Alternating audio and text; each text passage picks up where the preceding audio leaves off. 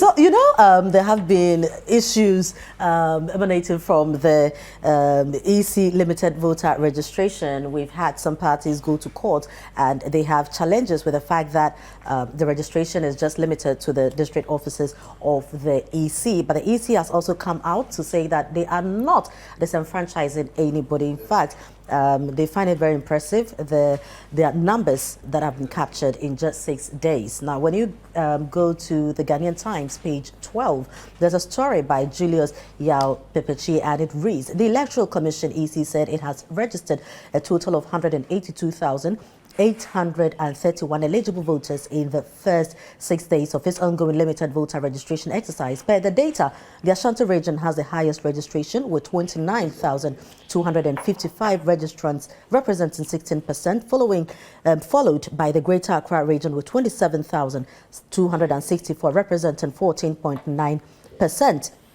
Now, the Western region recorded 11,644, really representing to 6.4%, Western North. So it gives a breakdown of the percentages of who is doing what. But let me start with you, Larry. All the issues that have come up. Sometime last year, we had the chairman of the main opposition party, NDC, Johnson Esedun, come out to say that the EC, has sent faulty the EC has sent faulty machines, to their stronghold. And so, these are some of the issues that have come up. And the former president, John Mahama, who is NDC flag bearer, has also raised issues when he visited some of the polling centers. And now the EC says that in 6 days, we've been able to capture 182,831. And that this is just an update on the registration that happened in 2020. Elvis, I don't know what you think of this, where the EC is, the numbers that they have captured, and all the issues that have been raised. The truth of the matter is, there is no issue that is being raised that has not been raised in previous registration exercises in terms of electoral commission in this country. It's like every 4 years we just come and repeat the same things, back, forth, yeah, and then that is it. It's normal. Like most of these issues that are raised, I don't remember the last time we did registration that these issues didn't come up. So I think that it's something that we need to really look at. For me, where I think that a little bit of concern will be the faulty machines issues. The reason I will raise a little bit of issue about the faulty machines is that we spent a fortune purchasing these machines in 2020. And we did that because it was established that the previous machines were faulty. Many of them were faulty. And what was established at that time was that the money to be spent to refurbish the older machines was even higher than procuring the ones that had been procured in 2020. We procured these machines in 2020, and the promise was that those machines will be more effective and more efficient. 4 years down the line, we are using same machines to do registration, and now we are experiencing breakdowns and faults and all that. Are we saying that those machines that were bought, within 4 years, they are almost getting to the level where we should be recording faults and all that at this level? I think that, for me, that raises an issue. But in terms of network connectivity, that one, any registration we've done in this country is have this problem of network connectivity, because we know that the telcos in this country, the problem is there are many places that network is very poor, and therefore it's difficult for them to get this thing done. But see, this accusation back and forth and all this thing, we have already said it already. All these things will be a thing of the past if we as a country are taking the decision that continuous registration of anybody that turns 18 should take place. It would have been so easier.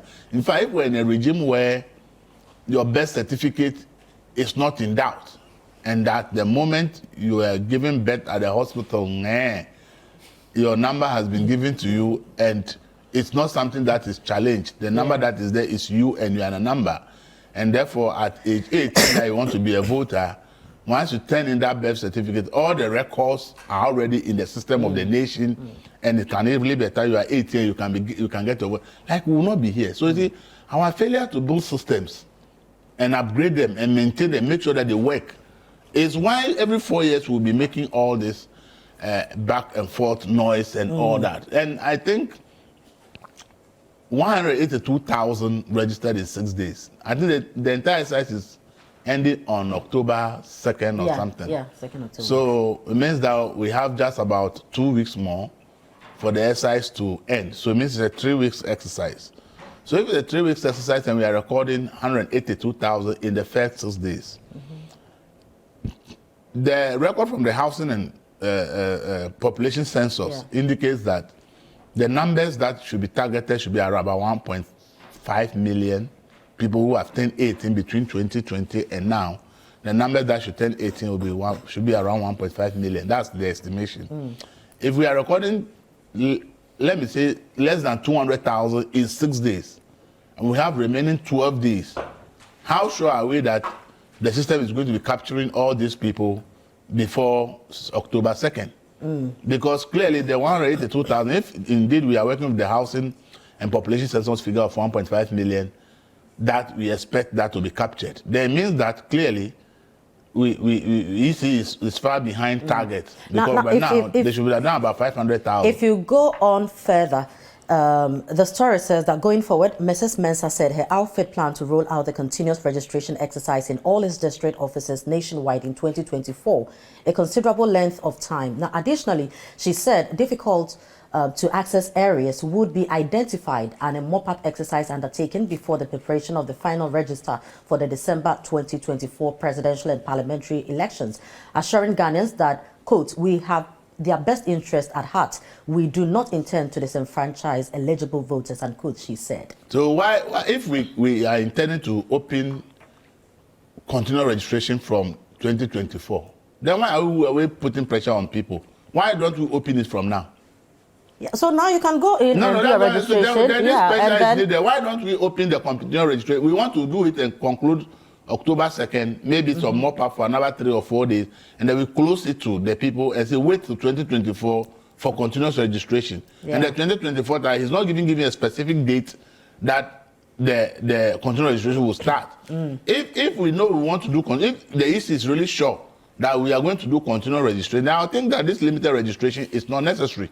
Then the best would have been that open the continuous registration rather from now and say that by June, the continuous registration will come to an end. So people have about 9 months to be able to go and register. And that by June, it should end so that by July, you have done your register. I think that will be something nobody will complain about. Because you are saying that you are giving Ghanaians 9 months, your offices are open on daily basis for 9 months for them to go and register, and that you are giving a June deadline for everybody to do that so that you can compile your voters register by July or August so that you can be ready for an election. I think that will be a more reasonable thing to do. If indeed it is true that we are capable, the EC is capable of opening continuous registration, then why are they putting Ghanaians through this pressure that they should go and do this thing within 3 weeks? Right, let me pick your thoughts on this as well, Larry. So probably the EC decided to do this, from 12 September to 2nd October. And then on the grounds, sometimes you sit in the office, you plan. But when you get to the grounds, you realize that things are not exactly how you figured out it was going to be when you were planning. So probably this is what has also brought them to a stage where it will be necessary to identify these difficult to access areas so that, something will be done about it. A mop-up exercise will be done. Who created the difficulty? I don't know. It's self-inflicted. You see, over the years, and it didn't start from Jane Mensah. Yeah. EC officials, no matter the personality and no matter the times, they don't listen to anybody. They believe in themselves. But you see, you are dealing with elections, with suspicions, passion, and acrimony. Let me put that in, okay? Because there's a struggle for power. We know what power is and what you can use it for. And so you need to listen to people, engage the people, even if they are not coming, find a way of talking to them. They are stakeholders. Yeah. Okay. The press conference, I think it's okay, but did she spend time to respond to a lot of the issues, as it were? First of all, like Elvis said, the biometric machines and so on. We spent a fortune.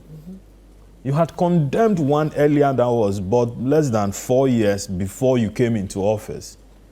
And you had used a fortune to acquire new ones with all manner of claims of procurement infractions here and there. She won't listen to anybody. She shouldn't be the one telling us that, or confirming that indeed there's an issue with the machine. Or there are issues with the machine. If there are issues no, with the because machines, we spent fortunes to acquire this thing. So it doesn't mean they can't. Wait, have issues. Frema, Yeah. wait. You see, based on, she had condemned one earlier. If you condemn somebody who used to occupy this chair and said that you can do it better, you should be able to not create any suspicion or any whatever around yourself. But the very moment there are questions as to what you are doing, then everybody will be like, but we thought you were bringing us something better, okay? And so she's not listening to anybody. And yesterday I heard somebody say that was one of her deputies saying that running an NGO is different from running an institution like that. And that what she said when she was running IEA is obviously different from what she's saying now, because now she's on the horse and had to ride it to a certain destination where her competence and everything is being matched against what she had said when she was running an NGO. That is the difficulty here. Now, moving on from there, the bit about the legal and whether or not they are running away from it. I hear she said that because of the registration exercise, officials are moving from places to one place to the other. Moving around. So the office has been shut down. Well, I mean, if you happen to be in WA, at this point you are stuck in WA. The office is shut down. The legal officials are, everybody. But she has a lawyer. The lawyer, exactly. Yeah. So she could have said, something, go and serve my lawyers, and then let them respond to it. You know why? It's because, listen, elections are passion-driven. You don't want to leave any suspicion around. So Chief Justice is, she's supposed to be outside the country, and that when she comes, she's the one who is going to set the date for the hearing of the contempt. And then she comes to town, and quickly she jets off to a bar conference in Cape Coast. EC officials are being sought after by bailiffs, and they can't see them either. And then you say that what you do is that you leave suspicion, and people are not far-fetched by saying, I know something, you are colluding with the ruling, party. And see, Elvis's paper, you are having to come and say that, listen, no, I'm not doing that. You get what I'm saying? Yeah. But then again, Frema, I want to ask this. How come anytime political parties in office normally don't have issues with the Electoral Commission? But shouldn't we also move away from this? When Charlotte Mensah was there, Charlotte even was all the issues that we said, and Charlotte is this, Charlotte is that. Now Jean Mensah has come, Jean Mensah is this, As a people, shouldn't we also refrain from some of these accusations and look, we can't say that we don't know the challenges that we face in this country. We do, but you see, and people can't be magicians. When they come, there are challenges. I agree with you, but you see, for something that you have a 4-year, a 4-year period to plan, you should always make sure that you are planning properly. Everybody should come. Let people understand themselves better. I think the NDC is also in a peculiar position where, this boycotts of this, boycott of that, boycott. You can't say, listen, I want to say it in tree, provided my tree is good, but help me. Where is it? Only umami in kasa. Now, so didn't you? Can you imagine? Do you understand? Of course. Or when she's cooking, you can't say that, now your friends say, the salt is not the salt, the salt. What's your business? What's your business? What's your interest in that? Yeah. So if you want to eat the thing and enjoy it, You need to be part and parcel of that thing. Stop boycotting everything and leave people, you know, with passion or disappointment and so on. Because at the end of the day, you stay that way. Yeah. People plan the thing, and whether rightly or wrongly, they'll do you in because you are not there. You know, on this point, is it not because of issues like this, you know, that when matters arise, the EC probably will also take a position to say that this is what we want to do and want to go ahead with it. Because you remember when you started, you said that this is not the first time we are hearing things like this. And it didn't start with the boycott. Jean Mensa. I mean, all the time you have political parties coming in. So it is kind of diluting the seriousness of some of these issues. Frema, we should take the governance seriously. Who should do that? Everybody should. Okay. The courts should, the EC should, the people or the political parties should. All of us, including journalists, everybody should. Because at the end of the day, it is passion driven. And I have said, last week we were here, I said, listen, a lot of the things that are happening as far as the West African sub-region is concerned, they are not things that we need to take out of, you know, like a child's play. We have, you know, military. Yes, listen, I mean, you can't be, if that we are directly affected or indirectly affected. Recently, President Akufo-Addo was in somewhere in Europe saying that the Wagner Group, okay, has put a lot of pressure, you know, on us around that corridor, okay. Which one? Most of the countries, Niger, that we thought is quite far from us, okay, even ordinary JNA has become an issue now. Onions. You get it? So some of these things feed into a larger issue. Court, open it, whether you're on legal vacation or not, it's a human institution. You can call the person and say that, you know something, there's an issue. Can I have 2 or 3 or 4 judges sitting on this matter and making pronouncement on it? Sometimes it's just by allowing the person to talk. You might have had your things planned anyway, but let them go through. Okay. But the AC, Elvis, is assuring Ghanaians that anyone who is eligible to vote will be captured, will be registered. And also on the issue of the faulty machines, you know, the NDC said the faulty machines are being sent to their strongholds. EC has come out to say that apart from the Savannah region, every other place has issues. So it's not. That is the admission I have problem with.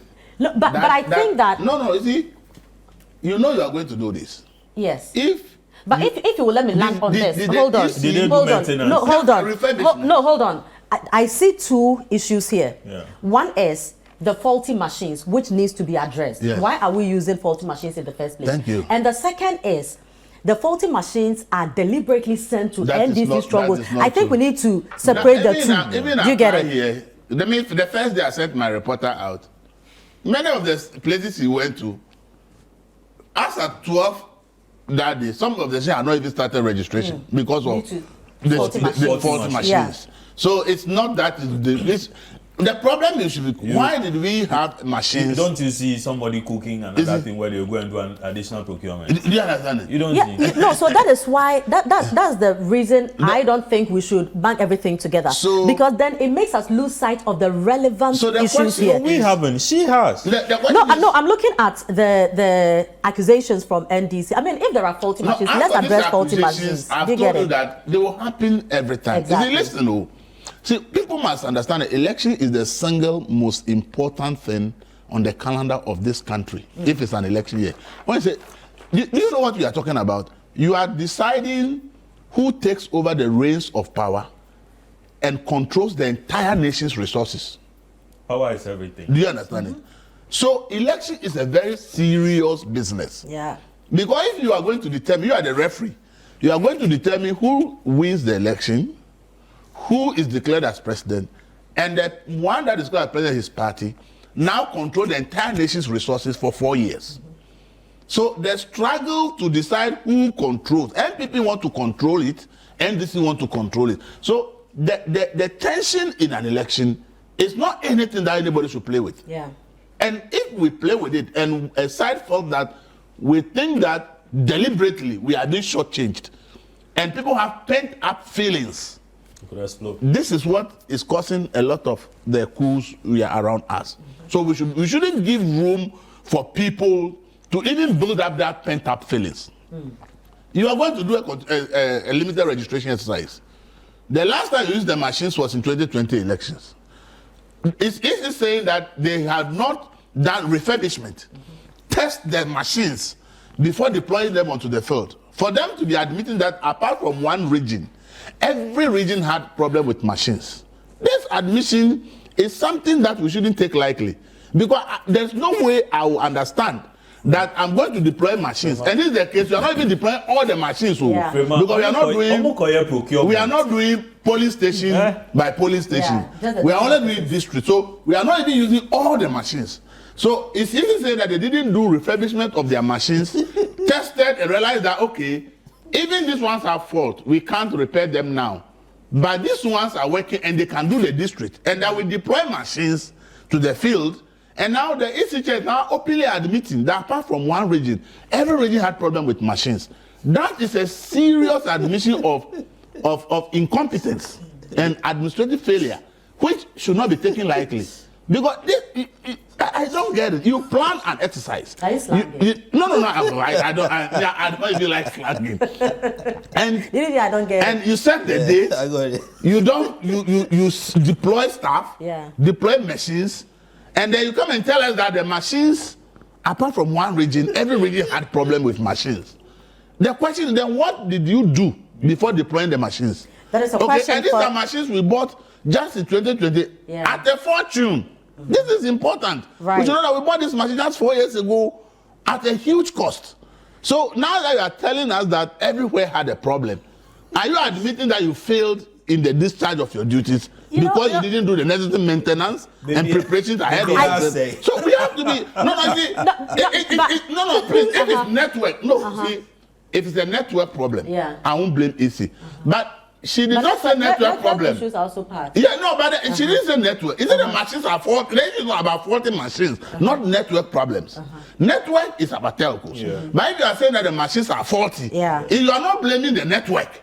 Because they have an offline registration system that if network is not working and the machines are not faulty, they can still register the people. So the issue here is no longer about network, but it's about actually the state of the machines themselves. And I think that we shouldn't take this excuse from the EC. If this is the way they are going to work, then this is just district. Will they deploy these same 40 machines in this state in 2024 but now elections? They are gathering all the issues that are coming out of this. It's something we must point out to them that it's a failure that they should not entertain going into 2024 elections. Okay, now that is with a limited voter registration. They should not entertain this. But you're in a hurry. Are you not done? What else do you want to add to this? I'm saying that, listen, I think somebody is preparing the way to do procurement. To buy new machines. To buy new machines. No, that we are waiting to see. You want to wait? Can't you see the signs? No. That, you're going to deploy machines that you had acquired acquired with millions of euros. After 2nd October, we should get a proper report on what happened and the state of our... Are you sure she's going to give you? She must. You sure? So let's wait for 2nd October and see what will happen after the whole thing. You wait. You maybe. There's another. Do we have a maintenance contract with the suppliers? With the supply, we do. If we do, we should utilize even when you are going to buy your fridge, you have. So how come we deploy machines and they are faulty? Yes. This is an issue. We'll wait. Let's give the EC the benefit of the doubt till October. So it's not too far. They have exhausted that benefit. How many people can be captured? How many eligible voters can be captured? And then we can. As I said, if you did less than 200,000, and the population also says you should target 1.5 million. It means that you are far behind schedule. But 2nd October is not too far. Thing is also coming. We will go there. The distance thing is also coming in. Where you have, where are you from in the Ashanti region? Hometown, Manson Kwanta. Okay, and then you know where your district. Are you from the district capital? Yes. Let's say yes. Okay, you are from the district capital. From deep village. But there's your cousin who lives beyond the river. Area. Could you? How is she going to travel all the way down there? Especially when you go and then the machines are not working. You have to go back and come back another day. So you see the sense in what we've been saying. No, so all I'm that saying is why the political parties are now resorting to busing people from one place to the place for them to be registered. So we'll wait She's till not listening to October. anybody. We'll wait till October 2 Oh, and Adam. then look at what is